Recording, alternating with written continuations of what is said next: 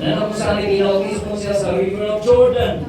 At doon ay inintroduce po siya ng kanyang ama na siya yung buktong na anak.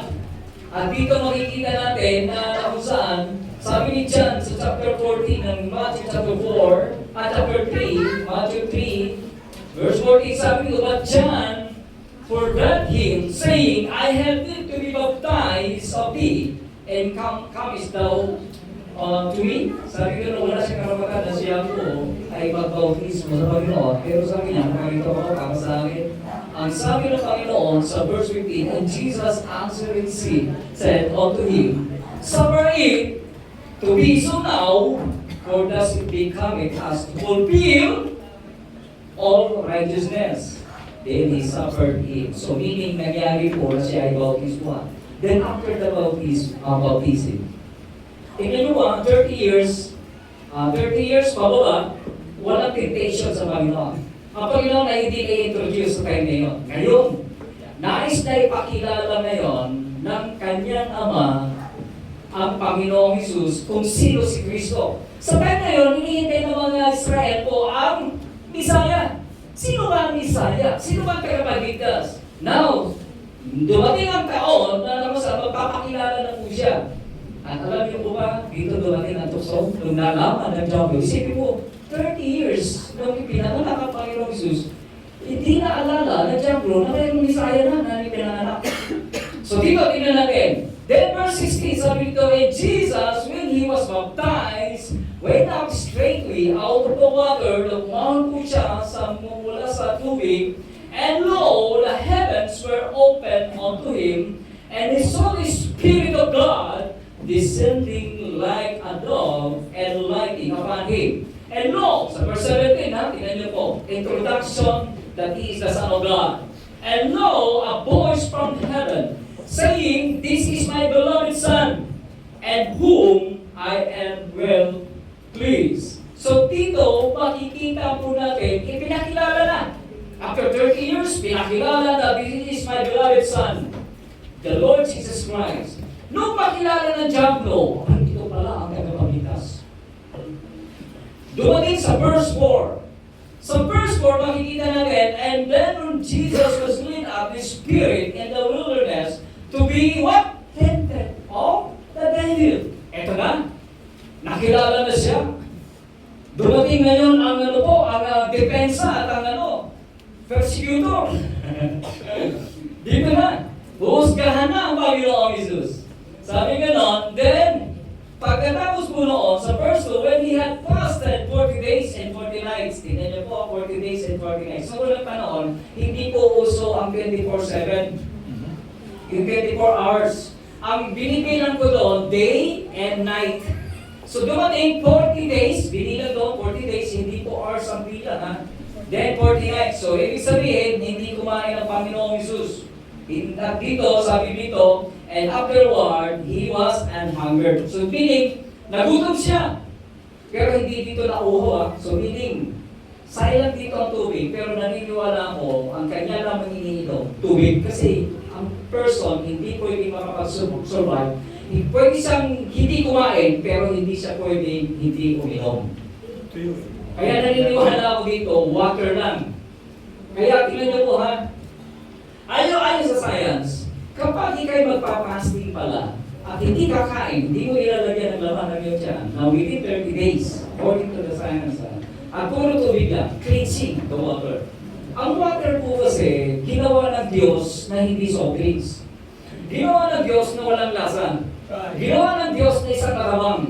Meaning no chemicals na inilagay na para po ito po yung nilikha ng Diyos na perfect. At dahil po doon, isipin niyo po, kapag magki-cleansing ka pala, hindi ka magkakasakit.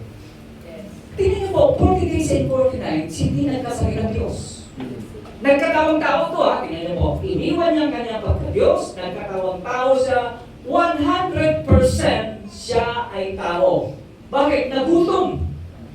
Kung siya ay sa panahon na yun ay Diyos, hindi siya magugutom. Sapagkat ang Diyos ay hindi magugutom. Pero 100% inubat niya ang kanyang pagka-Diyos at nagkatawang tao. Kaya nga siya ipinanganak sa sabsaban. Meaning, pag ikaw'y pinanganak sa sapsapan, 100% isisilang ka in physical.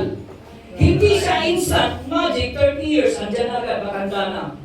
Diba? 30 years ay malaki na agad. No, nagsimula siya sa sapsapan. Nagsimula siya kay Mary. Nang siya nagdala ng tao at siya ay pinanganak. Diba? At wala siyang tatay. Pagka Virgin Mary nga, kaya meaning wala siyang asawa. At nagkataon lang na ginamit ay si Joseph. O huwag kayong magugulumihanan pag-ungkol doon sa description lang po ito sa Panginoong Isus. Then after that, ang Panginoong Isus, isang ipinanganak siya na mahirap. Isipin nyo, kung mayaman siya, bakit siya sa ni Papa na diba? Wala siyang sariling bahay. Wala siyang pagmamayari sapagkat hindi siya taga rito. Tandaan niya na, kaya malaki ang concern po dito, patungkol po sa ikinikwento ko po sa inyo. Then after that, yung dumating na po ang tukso, na nung saan ay nagutom siya, ang ginagawa sa kanya, tubig. Gawin mo itong dagat na ito, na tubig na pwede mo inumin. Ang in-offer sa kanya ay tinapay. Kaya naniniwala ako, hindi i-offer ng Diablo ang tubig sapagkat yun ay mayroon ng Panginoon. May bakod. Pero dito, bread, wala siya. Nagutom siya. And then sabi niya, and then the temper, verse came to him, and he said, "Eat thou be the Son of God." Ayan. Sige, kung ikaw nga ang inintroduce ng Ama, na ikaw ang kanyang buktong na anak, na ikaw ay Diyos anak. Sabi gano'n, "If be thou the Son of God, command that this stone be made what? Bread." Sige nga, nagugutom ka na, di ba? Gawin mo itong tinapay. Then, but he answered and said, "It is written, man shall not live by bread alone, but every word that proceeded out of the mouth of God." Ayan. So meaning, tinukso siya dahil doon siya nagugutom. Alam niyo ba ang tukso dumarating sa mga tao kung ano ang kulang sa iyo? Kung ano ang iyong pangangailangan? Then, there is the invitation. There is the yung tinatawag bilang itong persecutor na ito ay ang kanyang inaalok, shortcut to success. Hindi ka palang magkaroon, pero may gagawin ka. At ang tawag dito, shortcut method. Mahilig ang mga tao sa shortcut method, right? Mahilig talaga yan, shortcut method. Gusto nila easy work, easy food, kaya mayroong instant food. Instant noodles. Instant can. Ayan. Mga instant noodles na yan. Pero lahat ng yan, shortcut na yan, ay masama sa physical. Masama yung physical. So dito, tatalakayin natin, at gusto kong tignan, dahil mas magandang pag-aaralan, ang Luke chapter 4, verse 5 to 8, na reference po ng Matthew chapter 4 na binasa po kanina about dumating na po yung tukso. Reminders, true success can only be achieved through complete trust in God. Tingnan nyo ha. Ang tao kasi, mahilig sa shortcut, kaya sila ay nag-overlap sa kalooban ng Diyos. Ayaw nilang sundin ang kalooban ng Diyos. Shortcut method nga ang gagawin ng mga tao eh. So yun yung isang iaalok ng tukso, the shortcut method, how to have a good success. At ito yung pag-aaralan po natin kung paano tayo nataya. Diba? The course of this word. Yung last Sunday, pinag-aaralan po natin ito. So dito makikita natin na kapag ito ay ino-over, kalimitan sa mga Kristiyano. Kailan tinukso ang Panginoon? After baptism. After that, the Father, the God Father, introduced the Lord Jesus Christ is the Son of God. After that, the temptation ay dumating. Ang Kristiyano, after na ikaw ay nakakakilala sa Panginoon, at ang Kristiyano tinanggap ang Panginoong Isus bilang Diyos at tagapagligtas sa kanyang puso, darating ang tukso. Dahil ang Panginoon tinukso, kung ang si Kristo nasa puso mo, tutoksohin ka din. Pero pag wala kang Kristo sa puso, hindi ka tutuksohin. Anong business mayroon si Satanas? Anak ka na niya eh. Di ba? At natural na sa pagiging tao na gumawa ng kasalanan because for all have sinned and come short of the glory of God. Yan ang kadahilanan kung bakit po. No. Eto na. And this is also the rule of Satan, that when a person comes to know the Lord Jesus Christ and becomes a Christian, the temptation will be started. Yan. Andiyan na. Magsisimula na po yan. Na kayo ay tutoksuhin para pag bumagsak kayo, nakaprograma na ang gagawin ninyo. Ganito lang naman eh. Kapag bumagsak ka at natukso ka, mayroon ng bunga o kalakip nito na gagawin mo at hindi na ituturo sa iyo ng Diablo. Di ba? Pag ikay nagnakaw, okay, example lang, tinukso ka at nagnakaw ka, namupit ka sa tatay mo. Let's say, tatay natin, namupit ka ng 100 pesos. Ngayon, tatanungin ka, nawawalan sabi ng tatay, nawawalan ng 100. Sino kumuha sa inyo? Ang isusunod na instant na hindi tinuturo ng Diablo, pagsisinungaling. Right. Hindi tinuturo ng Diablo yan kasi nakuha ka na yan, na nagkasala ka na, at ang root ng kasalanan ay sunod-sunod na yan. Right. Yan, andyan na yan. Pagsisinungaling, tapos yan, pag nalampasan mo yung kasinungaling, ulitin-uli yun. Dahil nasimulan mo na. Tandaan mo ang ginagawa ng Diablo, first step lang po. Ang second step, kayo na ang susunod. Hanggang sa ang tao ay mapahamak na tuluyan sapagkat ginagawa na niya ang natural na kasalanan because all men are sinners. Romans 3:10. Diba? At yan ang kadahilanan kung bakit. Asan yung aking report? Okay, now, let us talk about the number 1. The course of this world. Ano mayroon dito sa mundo? Bakit nga ba ang alok ng Diablo ay tignan ang kayamanan ng mundo? Ano nga mayroon sa mundo? Diba? Okay, tignan natin. Let's talk about this. Number 1. Wala ayaw. Yun. The deception of the shortcut. Ito na. Mahilig sa shortcut. Tignan natin paano tayo dinadaya kapag shortcut method. Ayan. So dito, makikita natin sa Luke chapter 4, verse 5. Look, yan sa book. Balikan natin yung binasa natin kanina sa Luke chapter 4, verse 5. And the devil, taking him up onto the high mountain, and showed unto him all the kingdoms of the world in a moment of time. Dito po, mga kapatid, makikita natin yung salitang the devil taking him into the high mountain. It is not just a geographic change of scenery. It is calculated about the spiritual strategy. At paano po ginamit ito? So, tingnan natin ha. Now, ito ang nais na ipakita ng Diablo sa atin. Tingnan nyo ha. Inilagay, ipinakita sa imagination. Tingnan nyo ha. Hindi po sinabi dito na mayroon, ano ba yung tawag doon na teleport? Hindi po ginamit ng Diablo ang teleport. Sa original word, yung taking him into the high mountain, ang introduction kasi nito, napakahalaga yung salitang ginamit na high mountain.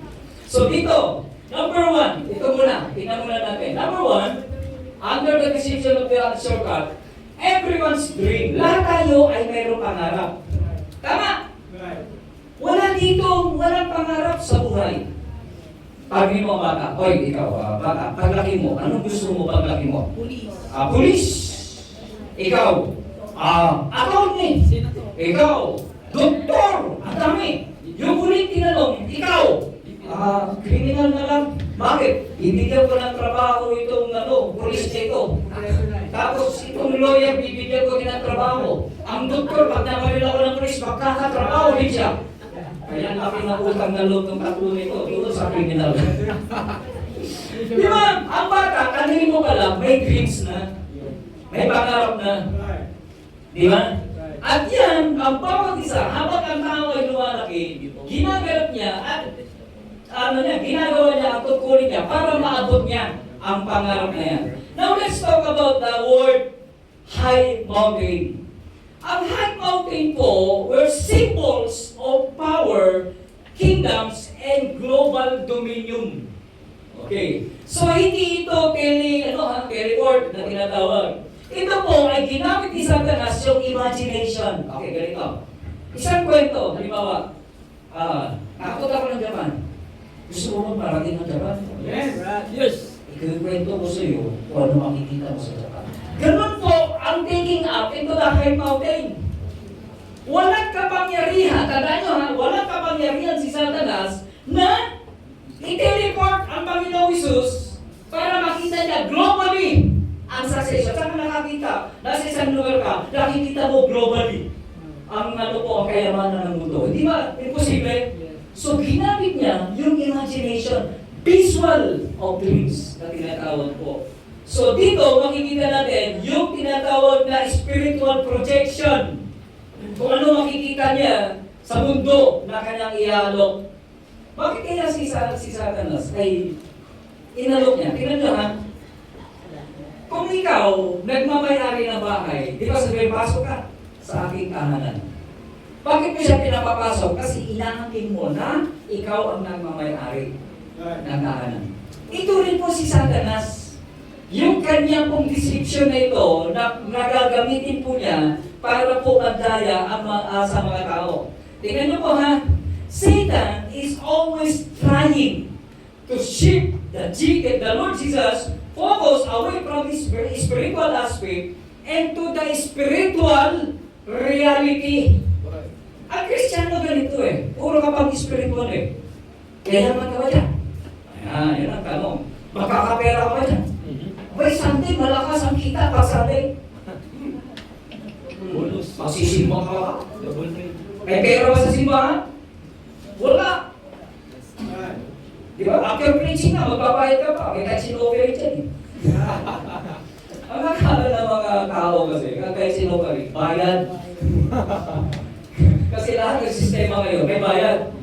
No, ang kahit sinoferi ko ay tulad po yung tungkulin. Actually, hindi inutos talaga ng Diyos ang kahit sinoferi.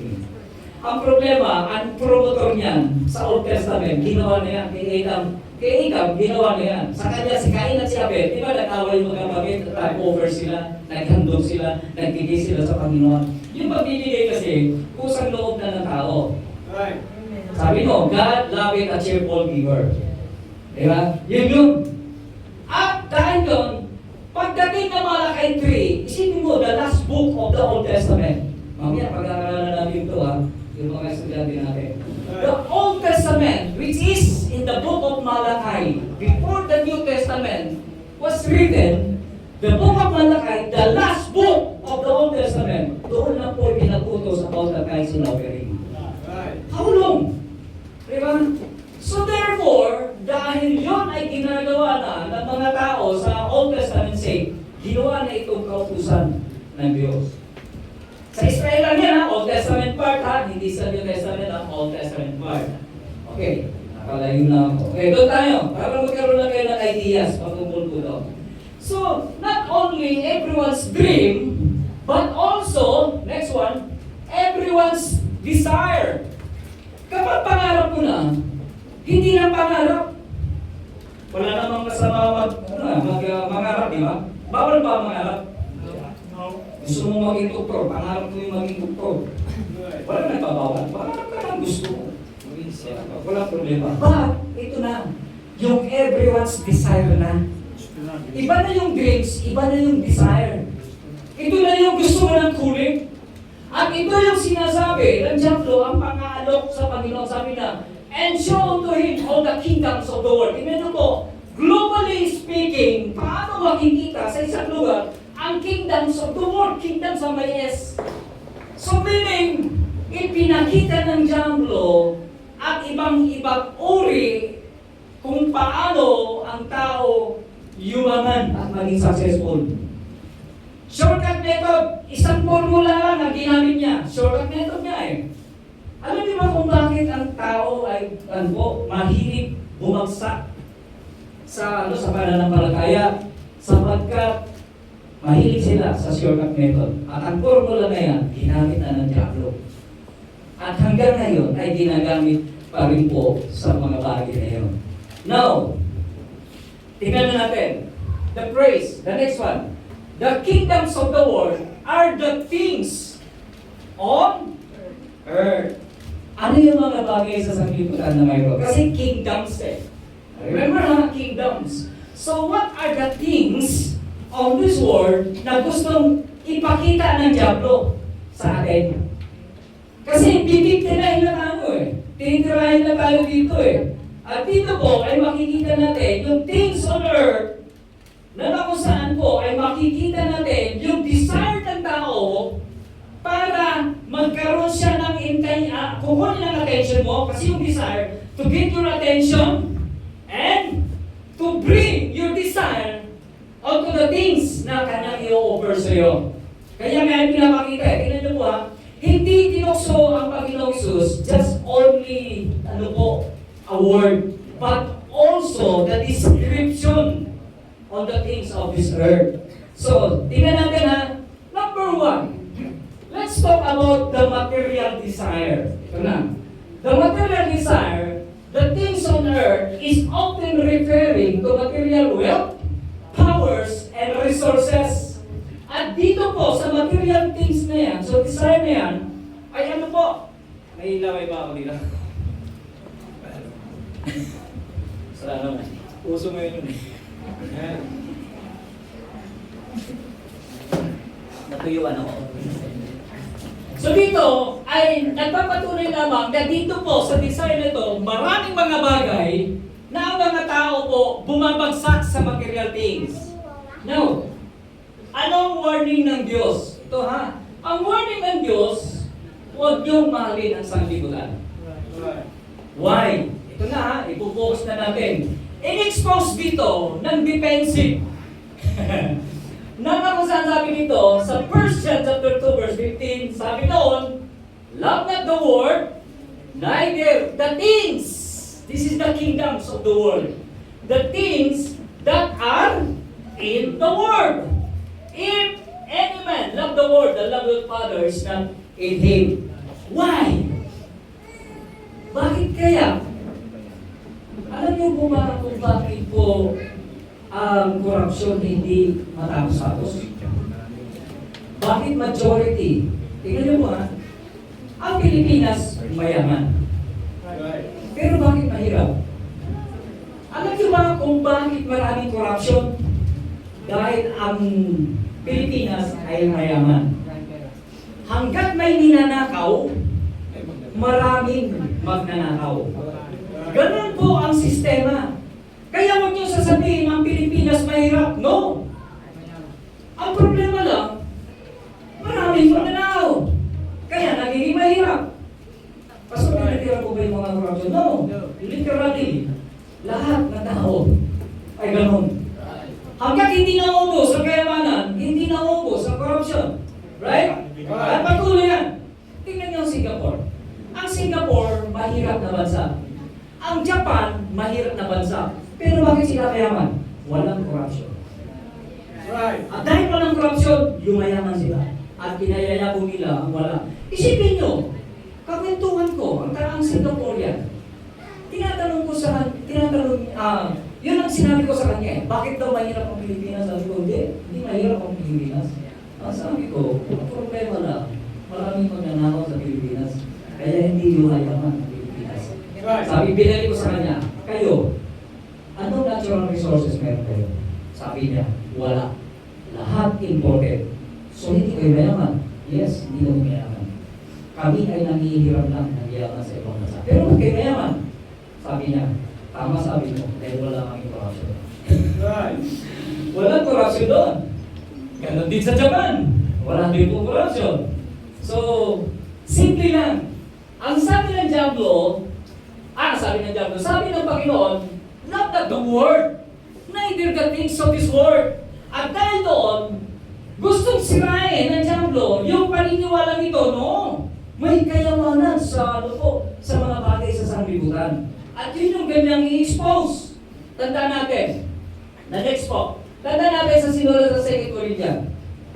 2 Corinthians 4:18. Sabi dito, while we look not the things that are seen, but at the things which are not seen. For the things which are seen are temporal. Ibig sabihin, yung mga nakikita nyo, nahawakan nyo, nasasakyan ninyo, lahat po yung mga bagay na yan ay temporal. Lahat nasisira. Tama? Gawa ng tao nasisira, naluluma. Dati ang cellphone po po noon ay parang kaskasan ng yelo, Motorola, may antena, ang laki. Pag nilagay mo dito, gumagano pag naglalakad ka. Tapos, dinagdagan pa nila ng beeper. Sino ano noon? 1990. 1990, may beeper ka, pero ka cellphone na napakalaki. Gusto mo ng message, dito sa beeper, kung tawagin mo, basahin mo, tapos tatawagan mo siya ngayon. Call me, nakalagay doon, please call me. So, ngayon, ano na latest ngayon? Na cellphone, panatis na ng panis. At dumadami ang brand. So temporal, lahat ng bagay naluluma. Pero ang problema, yun ang tinitignan ng mga tao. Kung alin ang walang halaga, yun ang binibigyan ng halaga. Di ba? O pag namatay ka, dala-dala mo ba yan? Sige na, ikaw ang pinakamayaman sa mundo. Sabi nung ng Leo, hubad akong lumabas sa aking ina, hubad din akong babalik. Diba? At yan ang isang bagay na alam mo saan ay very practical. Now, another thing. But why? Ito na, tingnan na natin ha. Next one. The next one, let's talk about what is there in this world. Ano ba mayroon dito po sa sanlibutan dito? Sabi sa 16, sa 1 John chapter 2 verse 16, ito na, ang tao, ang obsession ng tao ay mayroong tatlong bagay. Ano ito? Sabi po dito, sa sa talata, for all that is in the world, lahat ng mga bagay na nasa sanlibutan, the lust of the flesh, the lust of the eyes, and the pride of life is not of the Father, but is of the world. First, the lust of the flesh. Pag sinabi the lust of the flesh, ito yung kung saan ang mga sa physical natin ay nagiging matakaw sa mga bagay na makasanglibutan. Di ba? Kasi nga, yun ang pagnanais ng ating physical. Pagandahan ng damit, pagandahan ng relo. Paganda kanina, bago ako umuwi dito, may pinatay ng foreigner sa Facebook. Ang ginawa, dahil sa ginto na kanyang suot, hindi nakuha, binalikan, binaril niya ulit. Sabi ko, ganda ng mensahe ito sa akin dahil sa kayamanan, kapalit buhay. Saan ka nakakita gano'n? Right? At iba na ngayon ang ipapahamak ka ng kayamanan. Pastor, totoo ba yan? Oo, nasa Pilipinas ka eh. Magsuot ka ng ginto, lumabas ka dito. Wala dito. Magtagal ka lang, papunta doon. Hindi mo, pag ganun ng bahay kung suot ko pa yun. O yun, the lust of the, lust of the flesh. Pangalawa, the lust of the eyes. Ito naman yung greediness, yung desire to everything. Kung ano nakikita, gusto makuha. The lust of the eyes. And the last one, kapag inibig mo sa libutan, ang mga bagay sa libutan, the pride of life. Ito na. Masyado na tayo na pagmamalaki. Okay, anong latest ngayon? iPhone 14 Pro Max. iPhone. iPhone 18. Pinitilahan yan, mga kapatid. At kapag pinitilahan yan, naka-open sa Facebook, yan dito ako, nakapila sa bagong product. Di ba? Yung bang lahat ng ating makukuha, pinagmamalaki natin. Di ba? Tingnan nyo ang brand sa panahon ngayon. Kapag ang sasakyan mo, Mercedes-Benz, anong tingin sa'yo? Mercedes-Benz. Pero kung ang sasakyan mo, tricycle, anong tingin sa'yo? Alam mo ba kung bakit ang business nilalagyan ng pangalan ang bawat business and also product? Because of the pride of the person. The pride. Ano rino mo? Rolex? Pride o hindi? Pride. Ano motor signo mo? Harley Davidson? Pride. Diba? So yun, depende depende sa tatak, depende sa iyong bibilhin, that is the cause of the pride po. At yan po yung the pride of life. Pangalawa, the next one. Pag-aaralan natin dito, the deception of ownership. Ito na. Ang problema dito, ang nagmamayari ng sanlibutan ito ay ang Diablo. At ang sino nagsabi? Himself. Ang Diablo. Sabi niya, ako may-ari nito. At lahat ng mga bagay nito, akin. At lahat ng mga bagay nito. Kapag ang isang pagmamayari ay hindi matino, ang kanyang pag-aari ay hindi rin ito magbibigay ng kakitaan. Correct? Ganito. Okay, describe ko sa inyo. Now, sabi dito, sa verse 6, sabi dito, and the devil said unto him, all this power will I give thee, and the glory of them, ay ibigay ko, mga nakikita mo niyan, ibigay ko sa iyo. Lahat ng mga bagay sa sanlibutan, ibibigay ko sa inyo. For that is delivered unto me. Tignan niyo po, yung pag-aari niya. So, pagkat ito mga bagay dito, akin. Akin ito. At may karapatan. Then, and to whosoever I will give it. At, dahil ako may-ari, bibigyan kita. Sa isang kasunduan, yung shortcut method, ang gagamitin niya sa isang kasunduan. Now, eto na, the deception of ownership, the next one. The deception of ownership, ito na. Actually, nilikha ng Diyos ang mundo para sa tao. Pero ngayon, ang nagmamayari, sabi niya, ibinigay niya na sa akin ito. At ako na nagmamayari ng mga bagay nito. Perjury! Ano na ibig sabihin ng perjury? Is the illegal act of creating, alterating, imitating, or falsification, or falsifying documents. Ano yung ano po familiar sa ganitong words? Nanonood ba kayo ng impeachment? O, ito yung perjury. Ito yung ginagamit, marinig nyo sa Sabi dito, they say that Xerox can be considered as an original. Alam mo ngayon, marami na nagpapaserox ng pera. Ang sinasabi nila, ay hindi ka ba nagbabasa? Sabi dito, lahat ng ngayon ng mga Xerox ay ano na ngayon, ay kinikilala na bilang original. So perjury! Ayan, isa yung problema na hindi siya nagmamayari, pero pinipilit niya na hindi siya ang nakatitulo po doon. Fake title po ang binigay niya. The second one is deceptive lie. Sabi kasi niya dito, for that is delivered unto me, yung salitang yun. Sino nagbigay sa kanya? Ang tanong. Sino nagtitiwala sa kanya? Sino nagbigay sa kanya? Ganito mayroong doktrina ngayon, sa kapanahon na ngayon, na si Jesus Christ at si Lucifer magkapatid. Si Jesus Christ ang mabait na anak. At si Lucifer ay salbahing anak. Pareho silang anak ng Diyos, sabi nila. Ito katrabahan na.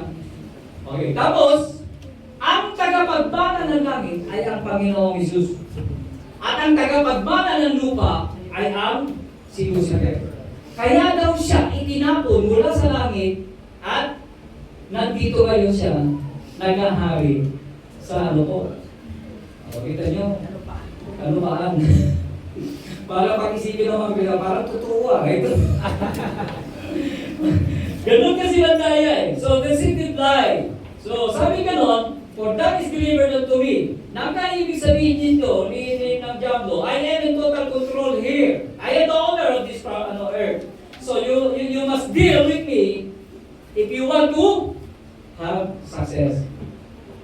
Sabi ganon, para yumaman ka, sa akin ka lumapit. Dahil ako ang nagmamayari ng ito. Sabi niya, according to them. So, the reality is this. The reality, Satan is a tenant. He is not the landlord. Why? Tingnan natin sa Revelation 12:9. Dito sa Revelation 12:9, sabi dito, and the great dragon was cast out, and the old serpent was cast out, and called the devil, and Satan, which deceived the whole world, he was what? Cast out into the earth, and his angel were cast out with him. Dito siya itinapon. At nung siya itinapon, inangkin na niya na siya may-ari nito. Tinapon na, pinagtapunan lang niya ang lugar nito. Now, any shortcut that bypasses God's processes ultimately destroy God's purpose po. So, number 3, the last one. Number 3, last 2 from the last one. The cross of compromising. Ito na. The enemy lays down his single condition. Ito na. Sa shortcut method, ito na nga gusto niyang palabasin. Gusto mong yumaman, gusto mo magkaroon ng mga bagay nito, isa lang ang gagawin mo. Ang gagawin mo, sabi sa verse 7, if thou therefore wilt worship me, all shall be thine. Kung ako ang iyong sasambahin, sabi ng Diablo, mapapasayo ang lahat ng mga bagay na ito. The things on this earth. In a one condition. Yun lang ang condition niya. Sa shortcut method po niya, isambahin lang po daw si Satanas. Remember, Satan acts as a false god, offering a false covenant, a false agreement. Ganun lang eh. Deceiver. Siyempre, ang kanyang pamamaraan to deceive people. Kaya madadaya tayo. Alam niyo kung bakit maraming religion? Sapagkat yan ang formula para po madaya ang ibang tao. At ginagamit po yun kung sino-sino ano ng mga religion. The ultimate, ito na. The next one. The ultimate climax, sige po, balik. Climax of the temptation. Now let's talk about from the start. Yung author nito ay si Lucifer. The pride of Lucifer. Ito yung Satan's primary sin has always been greed for worship. Ito ang gusto kasi ni Lucifer. Na siya po ay, sambahin din po. Next one. Sambahin din po. Ayon sa Isaiah 14 verse 12 to 14. Sabi po dito, si Satanas, ang devil, ang pangalan niya as an angel, Lucifer. Right. Tandaan na, ang pangalan Lucifer ay pangalan ng isang angel. Right. So pwede nyo ipangalan sa anak nyo. Pag gusto nyo yung pangalan ng angel. Lucifer, come here. Kasi ang Lucifer talaga, nung pangalan niya, pangalan ng angel. Naging masama lang dahil dito. How art thou fallen from heaven? So, si Lucifer ay isang angel, siya po ay galing sa langit. And son of the morning, how art thou cut down to the ground? Ayan, nung tinapon na siya, hindi labas na siya po doon sa earth. Which did wicked to the nations, para po makaano mo dito sa bansang ito. Now, 13. For thou hast said into thine heart. Bakit siya itinapon? Ito kasi siya eh. I will ascend into the heaven. Gusto niya mas mataas siya. May position sa mataas sa langit. I exalt my throne above all the stars of God. Tingnan niyo po, mayroon na siyang sariling trono sa langit. Ibig sabihin nito, may tungkulin siya sa langit. Mataas ang kanyang tungkulin si Lucifer. And gusto niya, mas mataas pa siya sa Diyos. And I will set upon the mount of the congregation. At siya ay dapat napapurihan bigyan sa kapangkalatan. The verse 14, I will ascend above the heights of the clouds. I will be like the Most High. Yan ang diablo. Ganun po siya. At dahil po dyan, dahil sa kanyang pride, ay nag-insert ang pride sa bawat isang tao. The word I will. And that is, isang pamamaraan na kung saan ay ang tao po ay nagiging gamit po. Next one. Sabi dito, sige nga, nakamtan mo lahat ng kayamanan. Mayroon ka. Lahat ng uri nito, mayroon ka. But it is worthless to have everything in this world if your own soul will be lost. Ano sabi sa Mark 8:36? For what shall it profit a man? Anong pakinabang mayroon ng tao? If he shall gain the whole world, na mayroon siya lahat ng mga bagay dito. And lose his own soul. Pero mapapahamak naman na niyang kaluluwa. Tandaan nyo ang physical na mamatay. Binabaon, nabubulok, nawawala. Pero ang kaluluwa, hindi namamatay. At yan ay dalawang pupuntahan yan. Pero mamimili ka. Impyerno o langit. Tatlong konsepto mayroon ng tao. Body, soul, spirit. At ang soul, yun yung may buhay. Yun yung pupunta na langit. Yun na kung saan ay samantalang ang katawan, nabubulok at naiiwan. Ito yung temporal. At yan po ay pinahalaga ng bawat tao. The last one, the next one. Ito na yung the last one. Amen. Now what is? Kasi verse 8 na eh. Verse 8 na, mas na nga yun. Gusto mga dagdagan nung magbabasa, gawin pang 9 kaya hindi niya tinuloy, dadagdag ko yung 9. Sa verse 8, sabi nito, and Jesus answered and said unto him, Get thee behind me, Satan, for this is written, Thou shalt worship the Lord thy God, and Him only thou shalt serve. Dito, anong ginamit ng formula ng Panginoong Hesus? The weapon of absolute truth ay ganito po. Una, makikita natin, next po, the next one, what did the Lord Jesus use to defeat the enemy? Ano ang sikreto na ginamit ng Panginoon Jesus? Kasi ay na 100% nung nagkatawang tao, anong ginawa niya? Number one, He resists the devil, the enemy. In this verse, Jesus responds to Satan, what? Get thee behind me, Satan. Alam mo pag dumating ang tukso, there's only a word, get thee behind me, Satan. Kung nasa kanan mo, get thee behind me,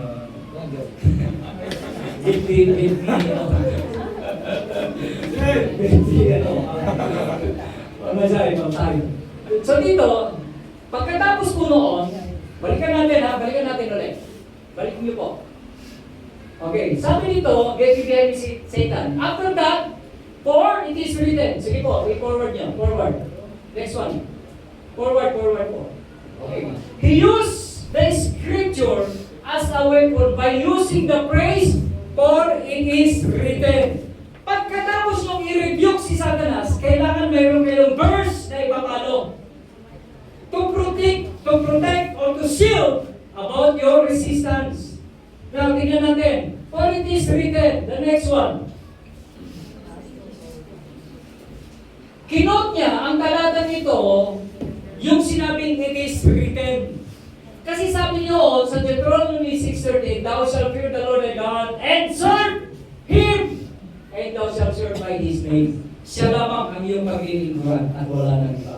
So yun yung isang victorious dalawang bagay. Why we need to resist the devil? Because James chapter 4 verse 7 sabi ito, Submit yourself therefore to God and resist the devil and he will flee from you. That is a powerful message na ibigay ko. Now, with the conclusions na ilalagay ko natin. Now, final statements. Sige nga, final statements. Anong pagkakaiba ng dalawa?